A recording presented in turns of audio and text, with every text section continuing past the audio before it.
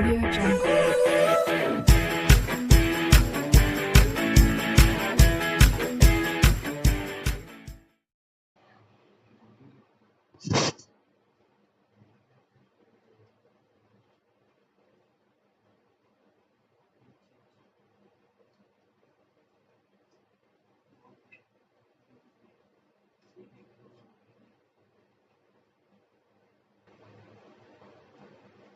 So now students, today I am going to start UPTGT Science practice question से गतिमान आवेश एवं चुंबकत्व की ये कुछ क्वेश्चन है। देखिए, तो इसमें पहला क्वेश्चन क्या है कि एक धारा प्रवाहित कुंडली एक समान चुंबकीय क्षेत्र में रखी गई है। ठीक है, तो उसका तल कैसा होगा। इसका मतलब ये है क्योंकि इसको कुंडली कितने कोण से घूमे कि उसका समतल चुंबकीय क्षेत्र के लंबवत हो जाए।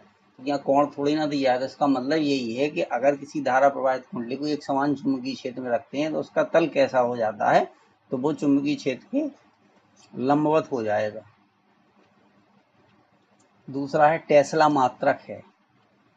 ठीक है, तो ये चुंबकीय क्षेत्र की तीव्रता का मात्रक होता है टेस्ला। ठीक है, सबको पता है टेस्ला जो है, ठीक है, ये उसके नाम के आधार पर है, साइंटिस्ट के नाम पर। ठीक है, एक धारा प्रवाहित कुंडली में ऊर्जा किस रूप में संचित होती है, तो चुंबकीय क्षेत्र की तीव्रता के रूप में संचित होती है। एक धारा प्रवाहित कुंडली में ऊर्जा किस रूप में, चुंबकीय क्षेत्र तीव्रता के रूप में संचित होती है।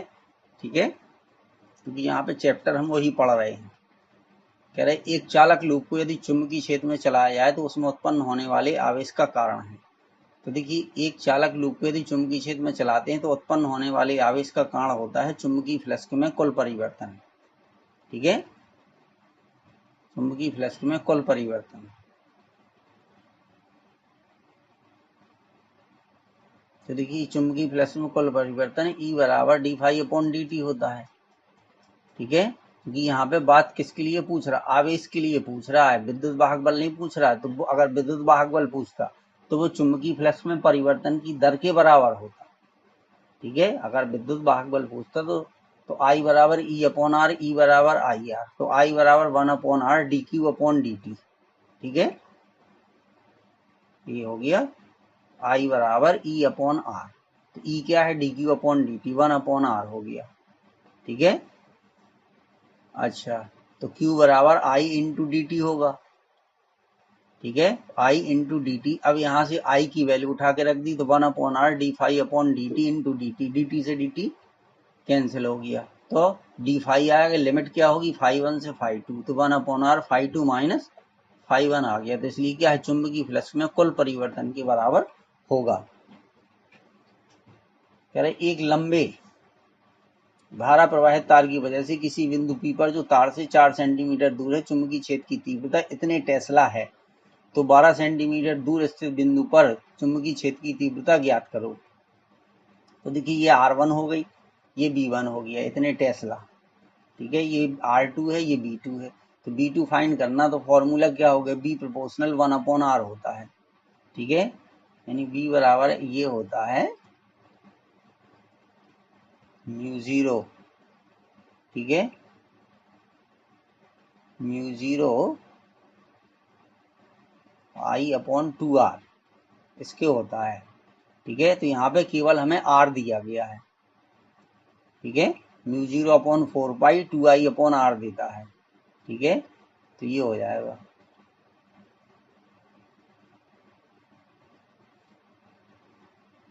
ये R हो जाएगा। ठीक है, तो B प्रोपोर्शनल यहाँ पे मतलब है कि B प्रोपोर्शनल 1 अपॉन R से मतलब है, और कुछ नहीं है। ठीक है, तो ये हो जाएगा B1 upon B2 equal to, ठीक है, R2 अपॉन R1, चूंकि इनवर्सली प्रोपोर्शनल है। ठीक है, चलिए बात की बात। ठीक है, तो ये हो गया इतना आगे। अब R2 की वैल्यू कितनी दी गई, R2 की वैल्यू दी गई है 12। ठीक है, और R1 की वैल्यू दी गई है 4, तो 3 आ गया। अब B1 की वैल्यू कितनी दी गई अपन को, 10 की पावर -3। ठीक है, और ये हो गया B2 इजिकल टू, ठीक है, और ये हो गया 3 अपॉन 1। तो B2 बराबर कितना आ गया, 10 की पावर -3, ठीक है, अपॉन 3b2 बराबर इतना, ये आ गया। ठीक है, तो बस अब इसको सॉल्व कर देंगे। तो देखिए 1/3 हो गया, यहाँ पे 10 की पावर माइनस ऐसे ही रहेगा, तो 3 से डिवाइड कर दीजिए 1 को, तो डेसिमल रखोगे 0 आएगा, तो ये 3 आता जाएगा, 0.33 आ गया। ठीक है, तो ये हो जाएगा 0.33, चाहे जितनी बार 3 लिख दीजिए, इंटू 10 टू की पावर -3। अब एक डेसिमल खिसका दीजिए, तो ये आ गया 3.3 इंटू 10 टू की पावर -4। ठीक है, तो ये ऑप्शन इसका करेक्ट हो जाएगा, 3.33 इंटू 10 टू की पावर -4 टेस्ला आ जाएगा। एक ड्यूट्रॉन एक दिए हुए चुंबकीय क्षेत्र बी के लंबवत तल में 0.5 मीटर वृत्तीय पथ पर गमन करता है, यानी ये उसकी त्रिज्या हो गई। ठीक है, इसकी गतिज ऊर्जा हो गई। यदि इस वृत्तीय पथ पर इसी चुंबकीय क्षेत्र में, तो बी सेम होगा, प्रोटॉन गतिमय हो। तो अब देखिए दो चीजें, एक ड्यूट्रॉन है, एक प्रोटॉन है, तो ड्यूट्रॉन का मास जो है वो प्रोटॉन के मास का डबल होता है। ठीक है, प्रोटॉन का मास m है, ड्यूट्रॉन का 2m हो जाएगा, क्योंकि प्रोटॉन को किससे रिप्रेजेंट करते हैं, 1h1, और ड्यूट्रॉन को रिप्रेजेंट करते हैं 1h2 से, ये 1h2 से। ठीक है, अब देखिए mv²/r बराबर, यानी F बराबर mv²/r और F बराबर vqb, तो V बराबर vqr/m आया। अब चूंकि गतिज ऊर्जा हाफ mv² होती, तो यहाँ पे ये वैल्यू पुट कर दी। ठीक है, अब देखिए इसके बी भी सेम थे। ठीक है, दोनों पे चार्ज भी सेम है, ड्यूट्रॉन पे जो चार्ज है, ठीक है, वो दोनों में, क्योंकि नंबर ऑफ जो है प्रोटॉन दोनों में सेम है, या नंबर ऑफ इलेक्ट्रॉन दोनों में सेम है, तो इस पे भी चार्ज ई होगा, इसका भी चार्ज ई होगा, और इस पे भी चार्ज ई होगा, तो दोनों का चार्ज सेम है। रेडियस भी सेम है, देखिए 0.5 मीटर दी गई है। ठीक है, तो बचा क्या, मास बचा। ठीक है, तो ये आ गया ED/, डी का मतलब ड्यूट्रॉन और पी का मतलब प्रोटॉन। ठीक है, तो ये आ गया 2mp/, ठीक है, या mp/md।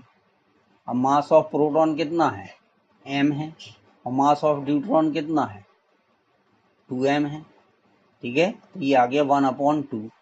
अब E1 कितनी दी गई थी, ये दी गई थी 50 किलोवोल्ट, और ये E2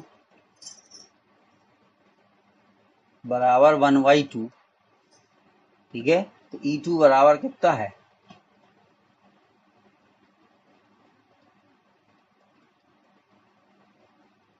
100 kV,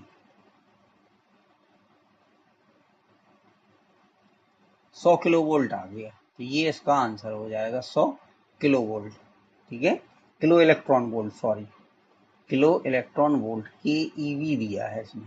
ठीक है,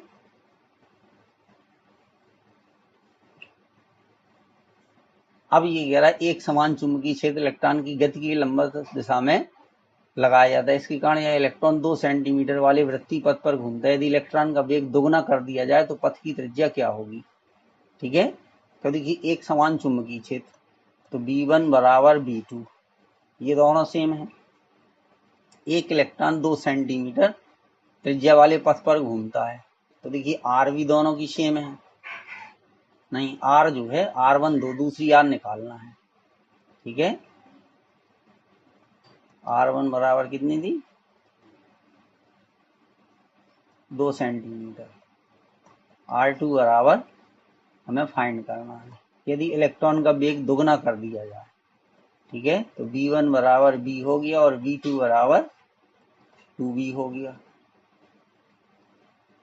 ठीक है, ये हो गया। बस अब इसमें फॉर्मूले में सीधी सीधी वैल्यू पुट कर दीजिए, तो देखिए R1/R2। अब हमें यहाँ पे किससे मतलब है ये देख लीजिए, हमें R और V से मतलब है बस, और किसी से मतलब नहीं है। R V और चार्ज से मतलब इलेक्ट्रॉन का वेग, अच्छा ठीक है, इलेक्ट्रॉन का वेग दोगुना कर दिया, तो चार्ज दोनों में सेम होगा। ठीक है, तो R1/R2 बराबर, यानी R प्रोपोर्शनल किसके हो जाएगा, B के हो जाएगा। ठीक है, तो बस R1/R2 इक्वल टू B1/B2। अब देखिए B1 कितना है, यदि इलेक्ट्रॉन का वेग दोगुना तो पहले B था फिर 2B हो गया। ठीक है, ये हो गया। R1 कितनी दी गई 2, तो 2/R2 बराबर 1/2, तो R2 बराबर 4 आ जाएगी। क्रॉस मल्टीप्लीकेशन कर दोगे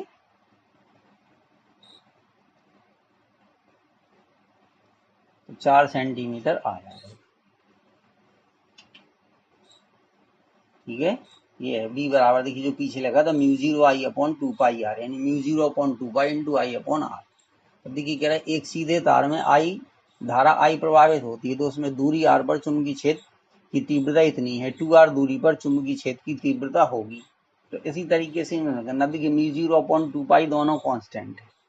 ठीक है, I भी कांस्टेंट है, तो B प्रोपोर्शनल 1/r हो जाएगा। B प्रोपोर्शनल 1/r, तो ऐसे ही इसमें कर दीजिए। तो देखिए B1/B2, अब चूंकि इनवर्सली प्रोपोर्शनल है तो R2/R1 हो जाएगा। बस, अब B1 की वैल्यू कितनी है 0.4। ठीक है, B2 हमें फाइंड करना है। R2 पहले कितने रखा था, R दूरी पर रखा था, फिर रख दिया 2R दूरी पर, तो 2R/R। ठीक है, तो आधा हो जाएगा। B2 बराबर 0.4/2, B2 बराबर 0.4/2। ठीक है, तो 0.2 टेस्ला आ जाएगा। ये इसका आंसर हो जाएगा। अब देखिए क्या है, क्वेश्चन हमने लिखा है ये कि एक प्रोटॉन एवं एक अल्फा कण समान वेग से, अब देखिए वेग कैसा है, समान है। ठीक है, एक समान चुंबकीय क्षेत्र भी एक समान है। ठीक है, यदि उनकी आवर्तकाल T1 और T2 है। अब यहाँ पे आवर्तकाल की बात कर रहा, तो देखिए आवर्तकाल हमने निकाला, B बराबर R ओमेगा होता, R बराबर ये mv/qb है। ठीक है, अब ओमेगा इक्वल टू 2π/T होता है। ठीक है, तो देखिए R ये हो गया, M हो गया, B की जगह R ओमेगा रख दिया और अपॉन में QB है, तो MR/QB, ओमेगा की जगह 2π/T, तो T प्रोपोर्शनल M/Q आ गया यहाँ पर। ठीक है, T प्रोपोर्शनल M/Q आ गया। तो अब हमें निकालना है T1/T2। तो देखिए क्या हो जाएगा, M1/Q1 इंटू Q2/M2। अब है कौन कौन यहाँ पे, प्रोटॉन और अल्फा कण। ठीक है, तो देखिए प्रोटॉन का मास अगर m है, ठीक है, तो इसका मास कितना हो जाएगा 4m। ठीक है, और Q2 चार्ज 2e होता है, अल्फा कण पर चार्ज जो होता है वो 2e होता है, या प्रोटॉन का डबल के लीजिए 2e होता है, और कंपेयर में कोई दिक्कत नहीं होती, और यहाँ पर e हो जाएगा, तो ये और ये कैंसिल हो गए, m से m कैंसिल हो गया, तो 1/2 आ गया। कितना आ गया 1/2। ठीक है, तो T1/T2 बराबर 1/2। ये ऑप्शन सी करेक्ट हो जाएगा, ये आ गया। अब देखिए 10 में कह रहा है एक गैल्वेनोमीटर को 1 मीटर में बदलने हेतु हमें जोड़ना चाहिए। तो जब भी गैल्वेनोमीटर को अमीटर में हम बदलते हैं तो समांतर क्रम में जो है एक तार लगाया जाता है जिसे हम शंट बोलते हैं। ठीक है, ये लिखा भी यहाँ कि गैल्वेनोमीटर को अमीटर में बदलने के लिए कम प्रतिरोध समांतर क्रम में लगाते हैं तथा ताकि अधिकतम धारा शंट तार में से होकर गुजर सके। अगला है एक धारा प्रवाहित कुंडली यदि एक समान चुंबकीय क्षेत्र में रखी गई है तो उसमें, ठीक है, बल आघूर्ण कार्य करेगा। क्या करेगा, इसमें बल आघूर्ण जो है वो कार्य करेगा। चुंबकीय द्विध्रुव आघूर्ण होता है। ठीक है, इस पर चुंबकीय क्षेत्र में बल आघूर्ण कार्य करेगा, तो ये इसका ऑप्शन करेक्ट हो जाएगा। देखिए 12 में क्या है, एक स्थान पर एक समान चुंबकीय क्षेत्र तथा वैद्युत क्षेत्र एक दूसरे के लंबवत लगाए गए हैं, इसमें एक इलेक्ट्रॉन चलता है तो, ठीक है, अब देखिए एक समान चुंबकीय क्षेत्र तथा वैद्युत क्षेत्र एक दूसरे के लंबवत लगाए गए हैं। ठीक है, तो देखिए क्या लिखा है, यदि चुंबकीय क्षेत्र तथा वैद्युत क्षेत्र में विक्षेपण बराबर हो, तो इलेक्ट्रॉन विक्षेपित नहीं होगा, तो इसका मतलब है उस पर कोई प्रभाव नहीं पड़ेगा। विक्षेपण बराबर हो। एक तार जिसमें 12 एम्पियर की धारा प्रवाहित होती है, उसमें से किसी दूरी पर चुंबकीय क्षेत्र की तीव्रता इतने वेबर पर मीटर स्क्वायर है, इस दूरी का मान होगा। ठीक है, तो देखिए धारा दी गई है कितनी, 12 एम्पियर, म्यू जीरो इतना होता है, 4 पाई इंटू 10⁻⁷। बी की वैल्यू दी गई है, सब वैल्यू दी गई है, इसको रख दीजिए, सॉल्व कर दीजिए, आंसर आपका ए आ जाएगा। इसमें अब आप लोग फॉर्मूला लिखा है उसको सॉल्व कर लीजिए।